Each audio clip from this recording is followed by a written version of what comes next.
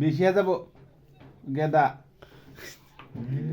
সবই লবণও বেশি লিব ওটি মারলো না খাপটা ভালো করি ধরলাম আগে গন্ধ আছে গন্ধ থাকলেও আছে ওইরকম সেম 300 টাকা দিবি একদিনে এই টমেটো গলি যাব টমেটো আনতে হবে না গেদা টমেটো গলি যাব পেজ বলে সে কোনো হয় না আগে পেঁয়াজ তুমি তো ভুগে ভুল করিছো টমেটো মিশাতে হলো না না মিশা